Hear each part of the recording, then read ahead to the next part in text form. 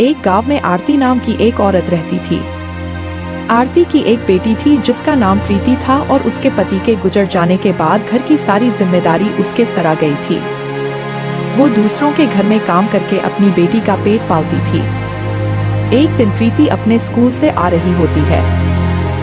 क्या हुआ बेटी? तू इतनी जल्दी स्कूल से कैसे आ गई? तेरी तबीयत तो ठीक है ना बेटी? माँ, मुझे स्कूल से निकाल दिया है।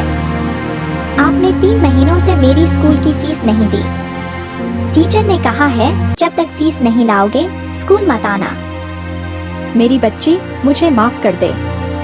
मेरी वजह से तेरा स्कूल भी छूट गया। नहीं माँ, इसमें आपकी क्या गलती? आपसे जितना हो पाता है आप करती हो। मैं मालकिन से उधार लेकर तेरी फीस जल्दी भर दूंगी, ठीक है ना? माँ, अब ये सब छोड़ो, चलो ना अभी खाना खाते हैं। आरती किचन में जाती है और प्रीति के लिए खाना लेकर आती है। क्या हुआ माँ? आपका खाना कहाँ है? आप नहीं खा रही हो मेरे साथ? अरे वो मैंने पहले ही खा लिया था। मुझे भूख लगी थी तो तुम खा लो बेटा। प्रीति समझ जाती है कि उसकी माँ ने खाना नहीं खाया। माँ, तुम काम पर चली जाती हो तो मैं यहाँ अकेले रहती हूँ। मैं भी आपके साथ चलूँ, आपकी थोड़ी मदद भी कर लूँगी। अच्छा चलो ठीक है। दोनों माँ और बेटी अपने मालकिन के घर जाती हैं, जिसके यहाँ आरती काम करती थी। अरे आरती, ये लड़की कौन है? मालकिन, ये मेरी बेटी है प्रीति। तो तुम इसे यहाँ क्यों लाई हो? मालकिन वो क्या है ना, ये अकेली थी घर पे इसलिए आ गई मेरे साथ। अच्छा कोई बात नहीं, चलो जल्दी से काम पर लग जा।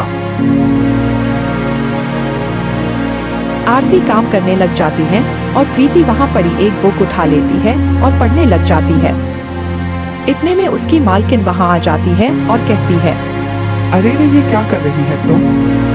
आरती, अरे वो आरती, कहाँ हो तुम? जी मालकिन, कहिए क्या हुआ? अपनी बेटी को देख, किताब पढ़ रही है। इसे घर के काम सिखा, वही इसके काम आएगा, ये पढ़ाई लिखाई नहीं। आंटी जी, आप ऐसा क्यों कह रही हैं? मैं पढ़ना चाहती हूँ। एक नौकरानी की बेटी होकर तू पढ़ाई करेगी? जाकर काम कर। आरती चुपचाप काम करने लगती है, लेकिन उसे मालकिन की बातों का बहुत बुरा लगता है। वो काम करके घर पहुंचती है और माँ लक्ष्मी के सामने जाकर रोने लगती है। मैंने ऐसी क्या गलती कर दी माता, जिसकी सजा मेरी बेटी को मिल रही है? मैंने अपने पूरे जीवन में कभी किसी के साथ कुछ गलत नहीं किया, किसी के साथ कोई छल नहीं किया। फिर भी मैं अपनी बेटी को अच्छे से पढ़ा नहीं पा रही हूँ, उसे ढंग से 2 वक्त का खाना नहीं दे पा रही हूँ। तभी उस मूर्ति से आवाज आई, बेटी, तुम परेशान मत हो। मनुष्य को जीवन में अनेक कठिनाइयों का सामना करना पड़ता है, लेकिन आज तुम्हारी सारी परेशानियों का अंत हो जाएगा। तभी एक बहुत तेज रोशनी में एक चमकता हुआ अंगूठी सामने आ जाती है। माँ, मैं इस अंगूठी का क्या करूँगी? ये कोई साधारण अंगूठी नहीं है, ये एक दिव्य अंगूठी है। इस अंगूठी से जो चीज तुम चाहोगी वो तुरंत मिल जाएगी। बस इस अंगूठी को हाथ पर रखना और मुझे याद करना। लेकिन बेटी, एक बात का हमेशा ध्यान रखना कि ये अंगूठी किसी गलत व्यक्ति के हाथ नहीं लगनी चाहिए। जी माँ, मैं ध्यान रखूंगी इस अंगूठी को। आरती वो अंगूठी पाकर बहुत खुश होती है।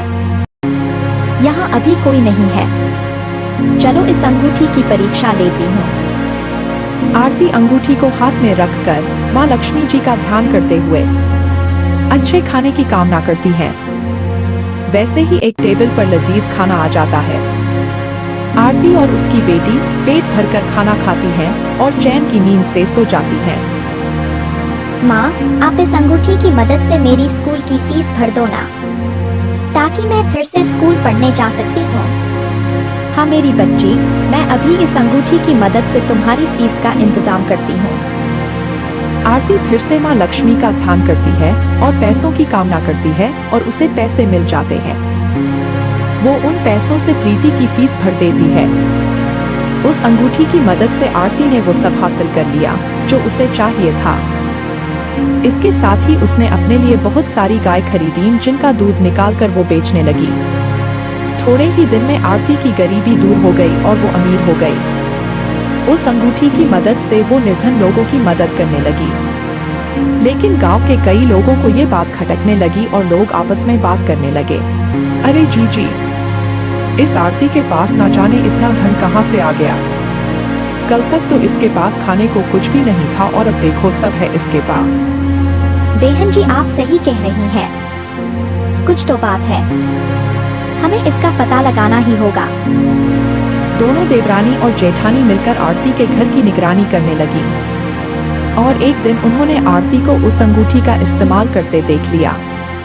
उस पड़ोस की औरत ने मौका पाकर उस अंगूठी को चुरा लिया। यह देखो जीजी, मेरे पास क्या है। अरे देवरानी, ये तो वही अंगूठी है ना जिसकी वजह से आरती इतनी अमीर हो गई है। हाँ जीजी, ये वही अंगूठी है। ला मुझे दे। आपको क्यों दूं?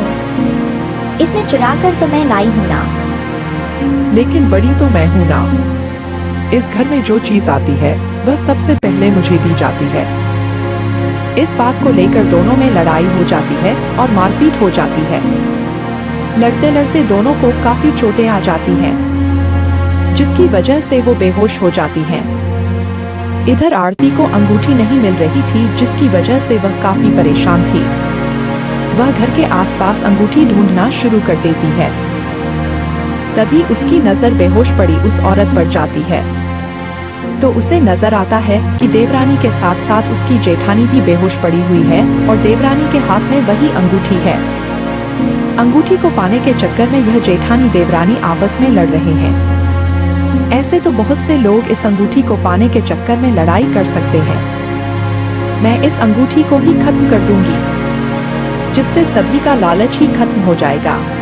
आरती देवरानी के हाथ से अंगूठी लेती है और पास ही नदी में जाकर फेंक देती है। इसके बाद आरती अपनी गाय की दूध बाजार में बेचकर अपनी बेटी के साथ खुशी खुशी से रहने लगती है।